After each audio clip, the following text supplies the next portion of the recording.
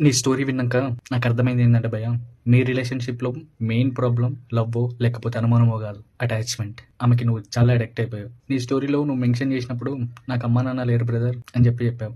నీకెవ్వరు లేరు కాబట్టి ఆమె కొంచెం ప్రేమ చూపించేసరికి నువ్వు ఆమెకి చాలా అడిక్ట్ అయిపోయావు. ఇప్పుడు ప్రెజెంట్ ఆమె నీకు ఇస్తున్న ఇంపార్టెన్స్‌ని, ఆమె లైఫ్‌లో నీకు ఇస్తున్న ప్లేస్‌ని ఎవరైనా రీప్లేస్ చేస్తారేమో అనే భయం నీకు చాలా పట్టుకుంది. ఇంకా మెయిన్ థింగ్ ఏంటంటే భయ్య, ఆమె వాళ్ళ హస్బెండ్‌తో మంచిగా ఉన్నా లేకపోయినా, హ్యాపీగా బతికినా బతకపోయినా ఆమెకు మాత్రం పెళ్ళైపోయింది. ఇది నువ్వు గుర్తుంచుకోవాల్సిన విషయం. ఇంకేంటంటే ఆమె నీకు ఒక మ్యాటర్ క్లియర్‌గా చెప్పేసింది. మీ రిలేషన్‌షిప్ స్టార్ట్ కాకముందే. ఆమెకు ఒక పాస్ట్ ఉంది. ఒకరితో లవ్ స్టోరీ నడిపా అని చెప్పి. ఇప్పుడు మీ రిలేషన్‌షిప్‌లో అతని నుంచి కాల్ వచ్చేసరికి నువ్వు మళ్ళీ అరే ఇప్పుడు హస్బెండ్ ఉంచుకొని కూడా నాతో మాట్లాడుతుంది, నాతో కాల్స్ మాట్లాడుతుంది, నాకు టైం స్పెండ్ చేస్తుంది. ఇప్పుడు నాతో ఉన్నట్టే వాడితో ఉండట్లేదు ఏంటి గ్యారెంటీ అని చెప్పి నీ మైండ్లో గట్టిగా ఫిక్స్ అయిపోయావు. అది కాదు, నేను అలాంటి దాన్ని కాదు అని చెప్పి ఆమె ఎంత చెప్పడానికి ట్రై చేసినా, ఎన్ని ప్రూఫ్స్ ఇస్తున్నా నీకు ఆ నమ్మకం కలగట్లేదు.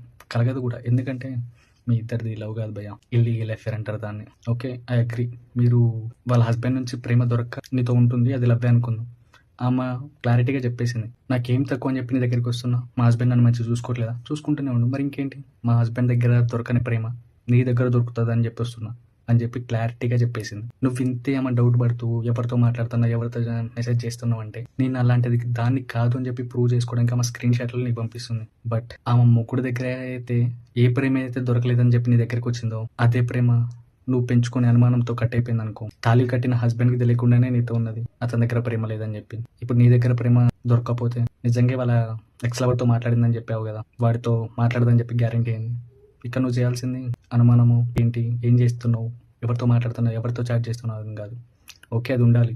బట్ రిలేషన్షిప్ స్ట్రాంగ్గా ఉండాలంటే అండర్స్టాండింగ్ ఉండాలి. సరే చేస్తే చేసుకొని, నువ్వైతే ప్యూర్గా ఉన్నావు కదా, నేనైతే 100% ఆమెతో జెన్యున్గా ఉన్నా అనే నమ్మకం నీకుంటే అది చాలు భయ్య.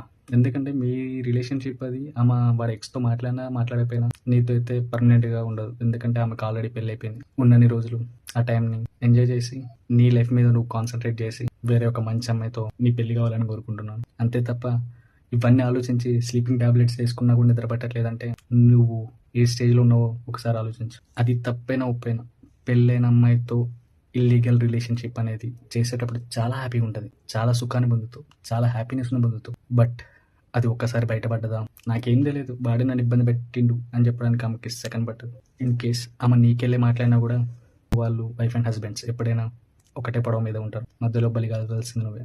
ఇల్లీగల్ అఫైర్స్ అనేవి ఊహించుకున్నంత అద్భుతంగా రియల్ లైఫ్లో ఉండలేవు. తెలిస్తే మాత్రం చాలా కంపుగా అనిపిస్తుంది. జాగ్రత్త.